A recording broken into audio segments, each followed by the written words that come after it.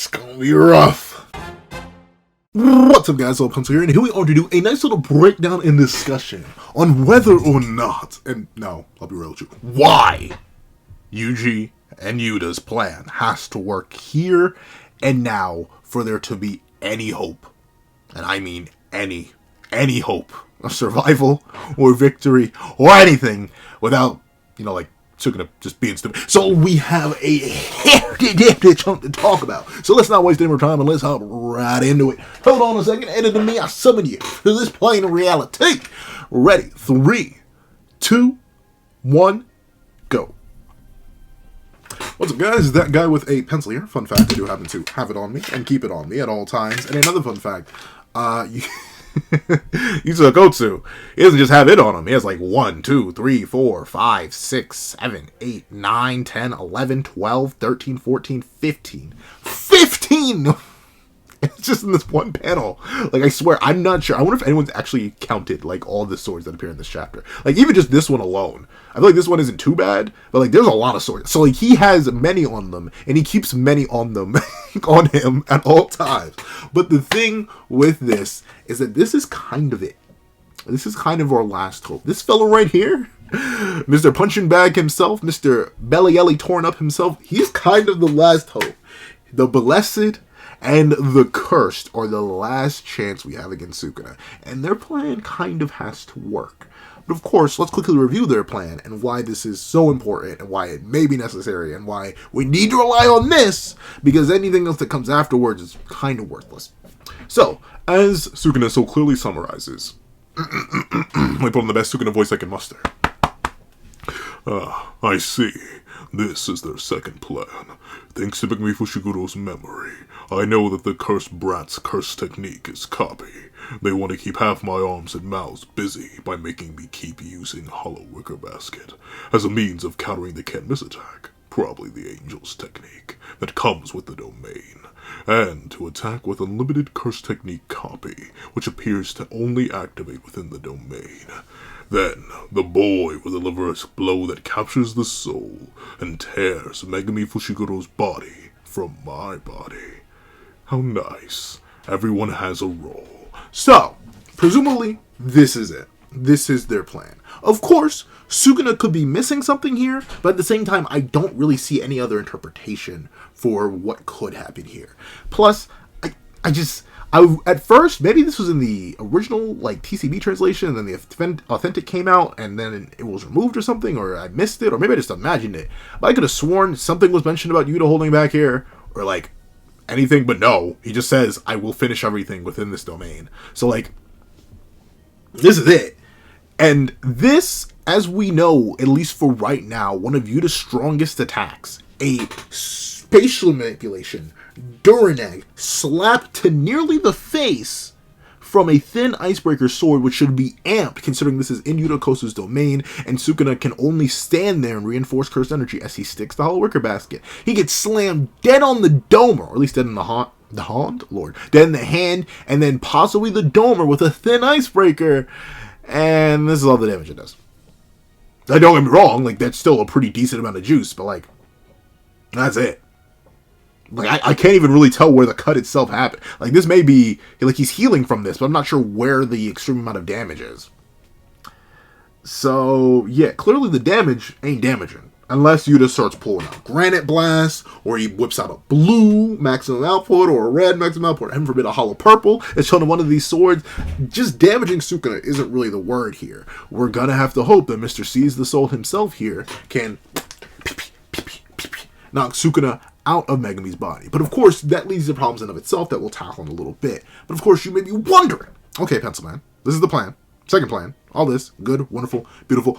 What's the point? Why does this have to be the necessary thing? Why does this have to happen now? Or else, anything that transpires after this point is going to be some kind of plot-induced stupidity in order for Sukuna to lose, and or the merger to happen, or anything of the sort. It's kind of because we've run out of other options. Like, notably, all cope aside, putting down my copium, pretending my copium doesn't exist, and it realistically, I'll admit, I'll say it verbatim. I keep hinting at my opinion. I don't want Gojo to come back. There's like one slight way that I want Gojo to come back, but it's not even Gojo that I want to come back. It's something super duper complicated that's going to get its own, not really super duper complicated. It's pretty simple in concept, but there's a reason I want it to happen in that way, and it has to do with a lot of things that in JJK are mentioned and loosely hinted at. They get like one mention, so it's super duper vague. But like, I'll be real, y'all. He's been cooked. He's been cooked. We are on chapter 249. It's going to be 14 chapters since this man got diced in half. He's gone. That man should not, well, in my opinion, he shouldn't come back. If I'm being completely honest with you. I do not want Gojo to reappear at all. You took him out, you took him out. You commit to the bit, you commit to the bit. That's my thoughts on Gojo. But Gojo, our primary win-con, the man who was thrown against Sukuna first, gone. He lost. That's it. And personally, I'm going to say it here and now, especially with the context of what it was explained to me in the comments of both spoiler reviews and even a bit of the not spoiler reviews, and both chapter reviews for 249 and the discussion. It seems like Sukuna isn't even out of cursed energy. She says his RCT output was garbage. That's it. Bro may still have more cursed energy than Yuta. I thought maybe that, since his RCT is slowing, since he had to incarnate in the first place, all this, I thought his cursed energy levels were in the garbage. I thought bro had nothing left. I thought he was running on fumes, essentially. And that maybe his cursed energy regeneration was something different. But no, as it's just been clearly pointed out to me, his RCT output has stayed to be trash. Not his CT output. Like, clearly that's still fine. For the most part. Maybe. But clearly that's still fine. So he still has way more cursed energy. And considering the fact that Yuta doesn't go for cursed speech or nothing, he specifically goes for thin icebreaker, it seems like he may still have more cursed energy than Yuta. So, like, he's fine on the cursed energy front. As we see, his curse technique or reverse curse technique output is returning. He's now healing faster, as Yuta explicitly notices here. And Yuta explicitly says, hey, only a matter of time before he can use his domain again. So, right now, Gojo's cooked. And he's cooked, like, permanently, for the most part, presumably. And even if he were to come back, with this Sukuna, who has his RCT output seemingly getting back to max, his domain coming back as an option, and need I remind you, he still has direct access to the thing that removes Satoru Gojo from the narrative in the first place in Spatial Slash. Even if Gojo does come back, unless he suddenly gets the ability to dodge and perceive or something, unless he gets a massive amp, which in my opinion he probably shouldn't get, Spatial Slash is still just going to one-shot him. He's not immune to being cut in half. And unlike everybody else here, because, hey, I'm still in this camp. I mean, I'll see. I'll just... Do y'all believe Sukuna's holding back? I'll ask this question now. And here's the thing. Let me know if you do think he's holding back, or he isn't holding back. And tell me if you think he isn't holding back. Let me know. If you think Sukuna's holding back, I agree. And, like, I don't know, the evidence is obvious to me. Like, you mean to tell me that Ino and Kusakabe are out here surviving hits from Big Papa Sukuna just fine if he's not holding back? Like, you mean to tell me that? Like, you mean to tell me these two gentlemen are still alive if Sukuna's not holding back? Huh? But put that aside. If you don't think Sukuna's holding back, if you think bro's going all out on everybody, ever since Kashimo showed up, he's been going on 12. No holding back or at all. Let me know why down below. If you do think that, I'll make a video talking about why I don't think that more in depth, but personally, Sukuna's been holding back. He's still casually throwing out spatial slashes like they're nothing. At least presumably. I've heard contentions that maybe he wasn't using spatial slash. Like, a lot of people have been theorizing that Kashimo may have just been tweaking here. And, like, this was a regular thing, and he just assumed this is what finished Satoru Gojo. A slash that cuts the world. I like to think this is spatial slash, but if it is, Sukuna can just throw it out in the 3 stands of line. And he's seemingly enough back to full health with more than enough curse energy to keep spamming this.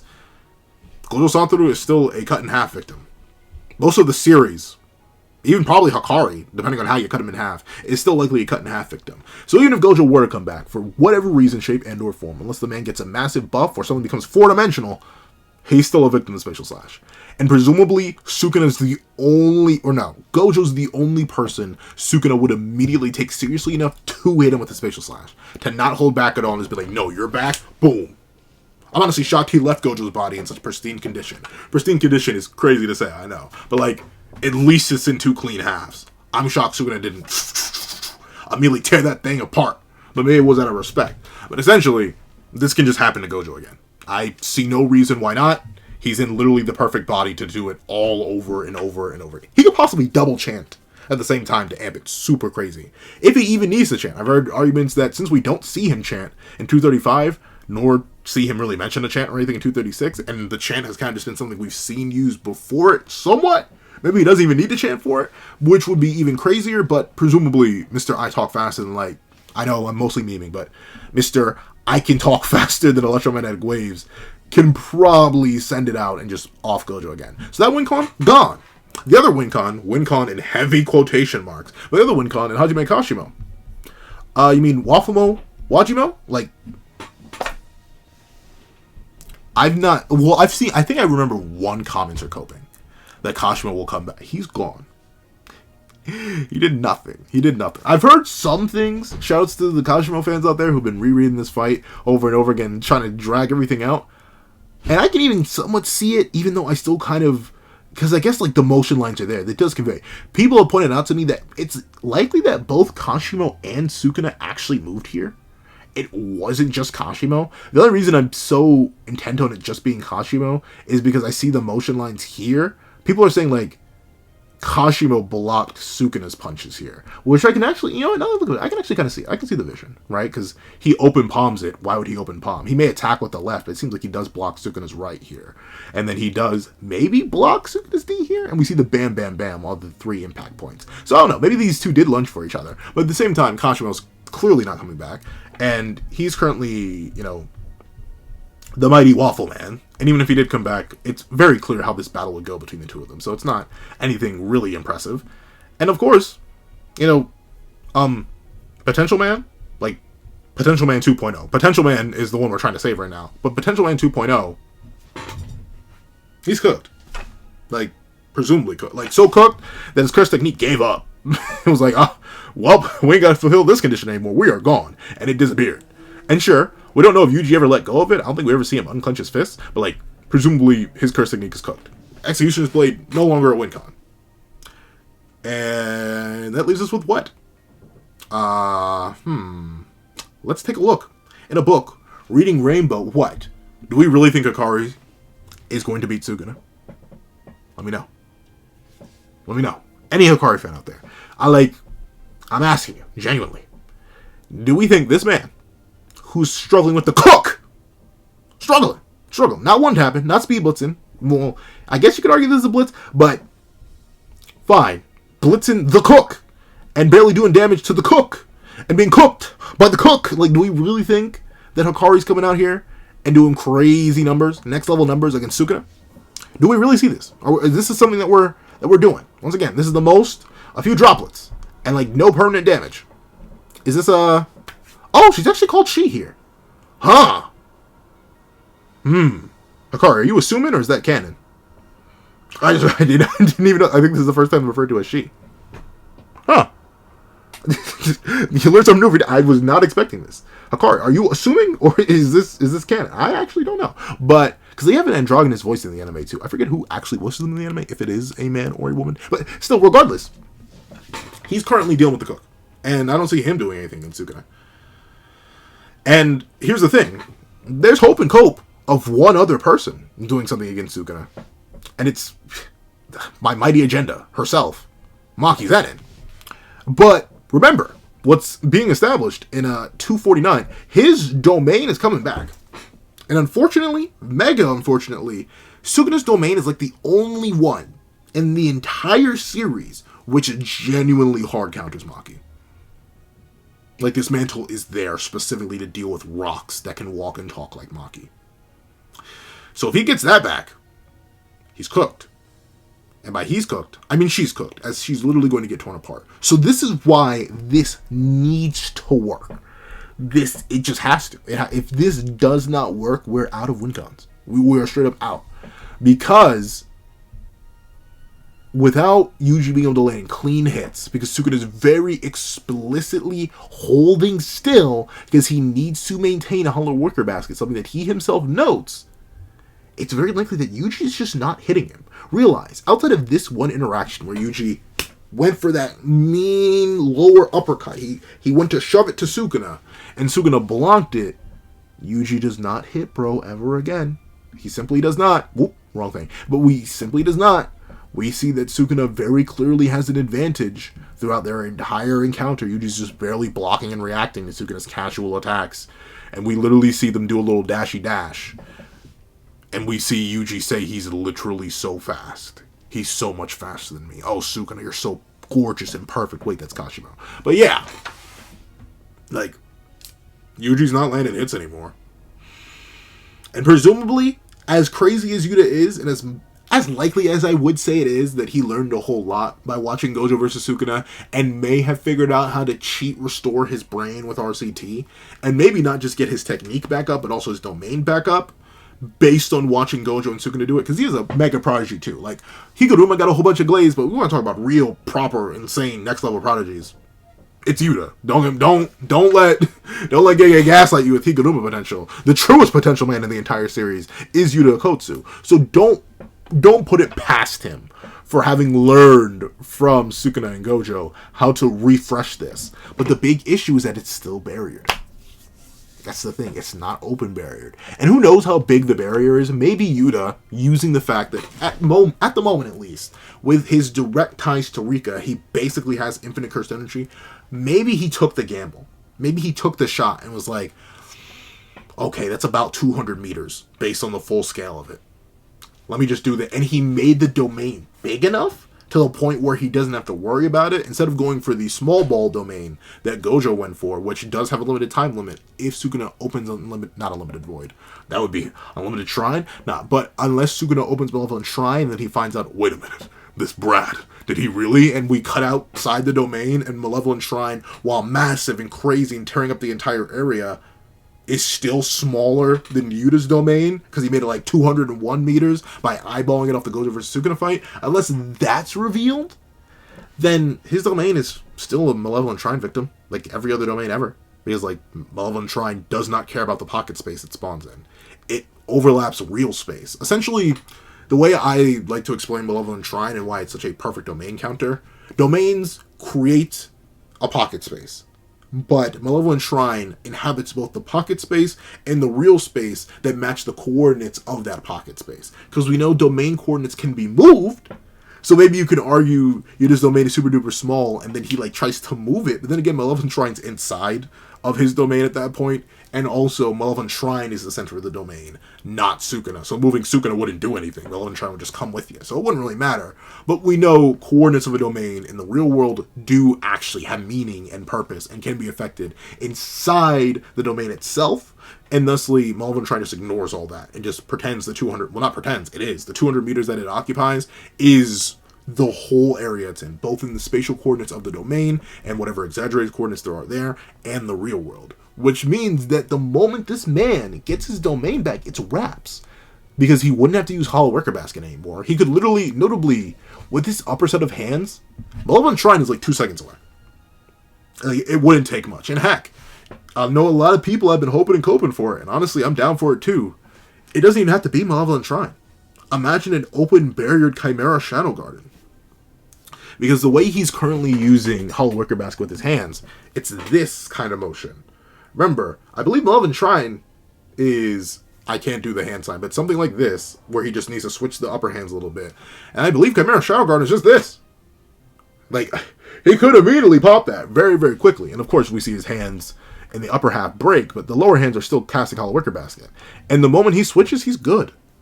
Because the domain sure effect, if it truly is Angel's technique, would immediately collapse under the weight of Malevolent Shrine sure hit. And then the outside of the domain would shatter. And then Yuji would no longer be able to hit him. Because he would be too focused on defending himself, even though he probably couldn't. And while his RCT is likely good, it's not that good. Same thing with Yuta and Rika. So, if domain happens, which as Yuta himself says, can happen any second now. It's not something that's far on the horizon. And it's not something that is, oh, you know, we can worry about this tomorrow. No. As Yuta clearly says here, it's only a matter of time.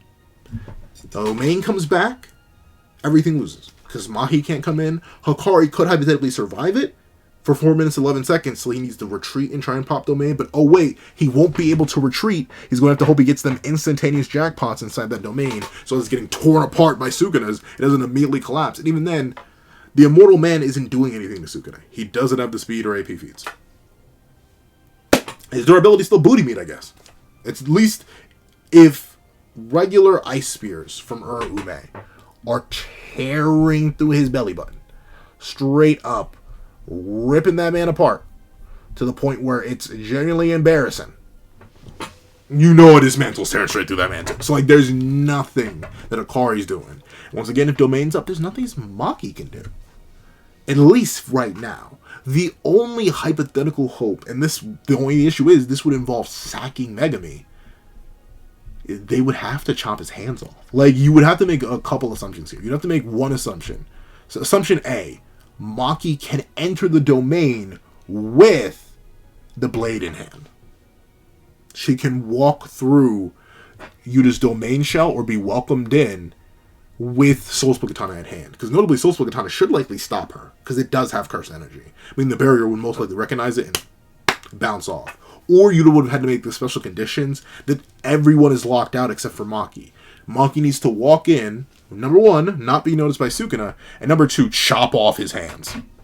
Or remove them. He's got 4. Chop at least one of them off, and then he can't counter domain. That's the thing. If she comes in and does that, then there's some hope. Then there's some faith. Then we can whip it up in the kitchen a little bit. We can maybe have some faith here. But if that doesn't happen, and considering I'm more and more leaning to the fact that Maki unfortunately may just not do that, she's probably going to be more of a contributor to the Hikari fight, then we're in a catch-22, where if this doesn't work, we lose. It's domain GG. And ain't nobody surviving that. Yuta may take it for a little bit, and Yuji's arms may be left over, but everyone else will lose to Malevolent Shrine.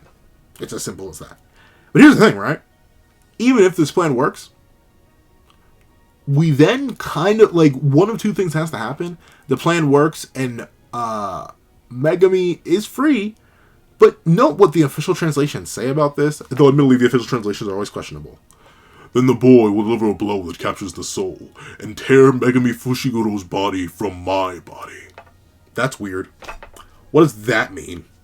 Do they still have to fight Sukuna? Because, like, the thing that's weird about this, I think in the TCB translations, it said tear me from Megami Fushiguro's body, which would imply that maybe Yuji would just punch him out until the point where, like, Sukuna's soul gets removed, as it's declared a blow that captures the soul and will remove Sukuna, maybe reducing him back to a finger form or something like that, or at least a compact object, presumably the finger. Like, maybe Yuji would keep hitting Sukuna to the point where Sukuna, and, like, on a perfect Cell type beat, hurls up, instead of Android 18, it'd be the Yuji's finger that will shove down Megami's throat to swallow to transfer Sukuna over, and maybe whatever external, the other 4 fingers that, ew, maybe the mummy head too. That'd be kind of nasty. But, like, the mummy head, Yuji's finger, and the 4 Sukuna fingers that Megami was forced to consume, and then Megami would revert.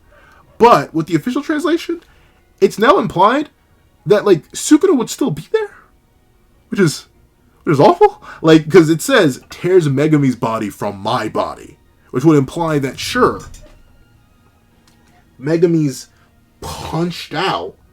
But that implies sort of like a Force Spirit Vision kind of thing. Spoilers for the Dragon Ball Super manga. I know, odd thing to have spoilers for, but skip ahead 1 or 2 minutes if you don't want those. It's never getting animated, by the way. I want you to know this. We're going to get Dragon Ball Daima forever. But with that being the case, there's a mechanic in the manga that's introduced as an ability of the Yardrats known as Force Spirit Vision.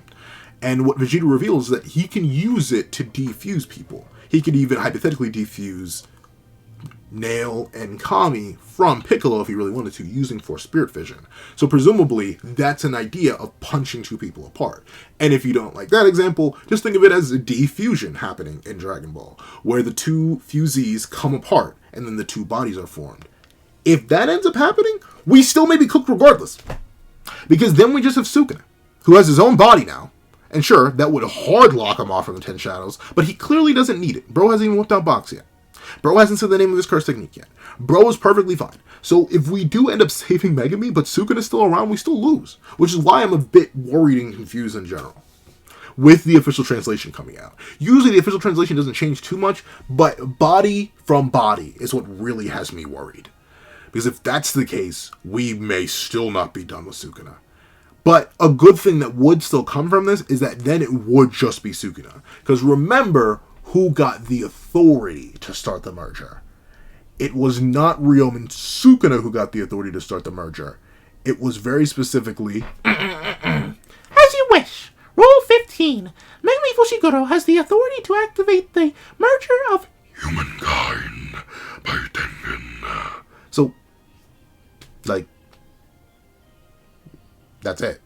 Megami has that authority by the Culling Games, not Sukuna. So that would remove the merger out of Sukuna's hands, which is a great thing, right? Because a big issue that happens regardless, at any moment, Sukuna could just yell, "It's merging time!" And suddenly everybody's merging. Though really we don't know. He says the prerequisite is to slaughter everybody, so maybe not. But still, the merger being in Sukuna's hands at all is very, very bad. So by removing it from Sukuna's hands, by making it a Megami exclusive thing, that's good.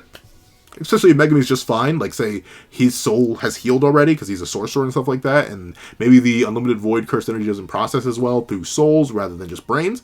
So maybe there's hope with that, but still, if this is to be taken at face value, tears Megami Fushigoro's body from my body, that still leaves Sukuna and all over the place.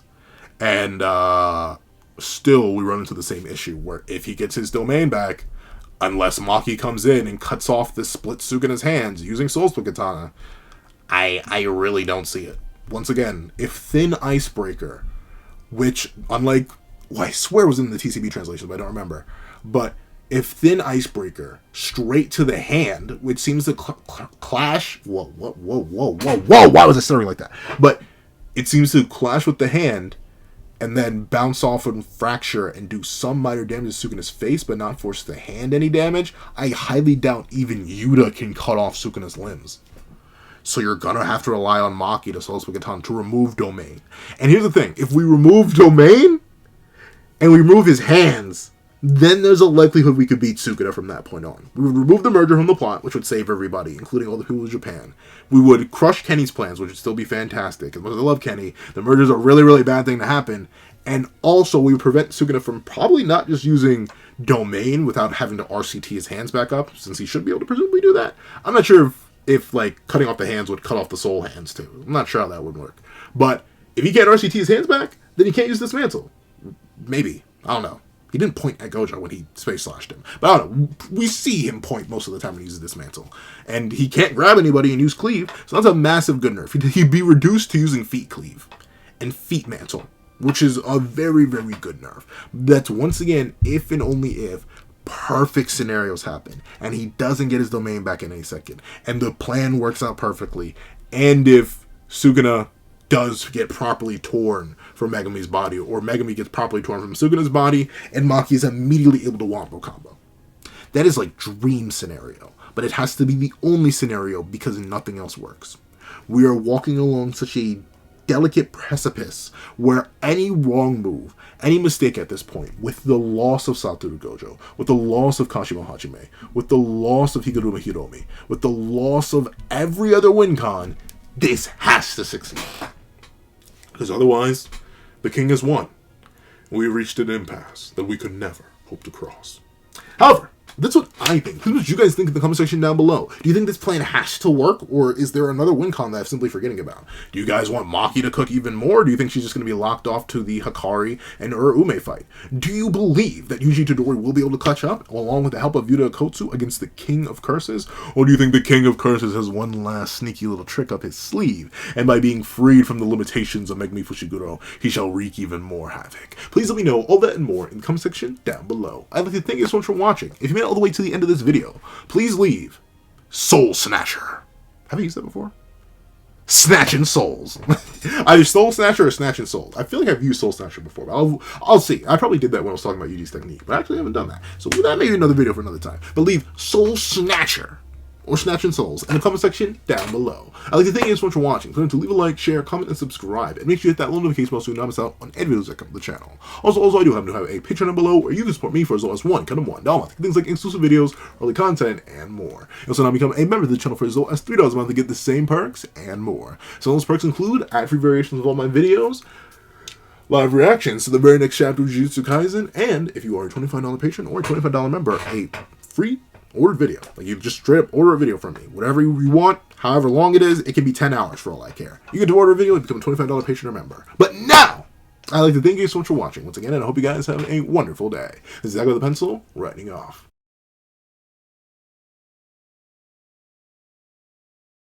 I'd like to give a thank you to our $3 members, Recliner Plays, Red Wolf 4765, Greyhound, and Atkins Void. I'd like to give another big thank you to our $5 patrons, Victor, Sean, RNG Master, Midnight Gemlord, Metal Solid Crisis, Kevin, Igneal, and Demix LND. Another scrumptious thank you to our $7 members, Autumn Mornings Lazo and Sick Addiction. And I'd like to give another hefty thank you to our $10 patrons, Robbie Uchiha, Joaquin, Idemokami, and ChinaDoll09. And I'd like to give another gargantuan thank you to our $25 member, Alex Ice Rose. And I'd like to give a thank you, an amazing thank you to our $25 patron, Calvin Elder. And another thank you to our next $25 patron, EHack1. And a final thank you to our final $25 patron, Steeron.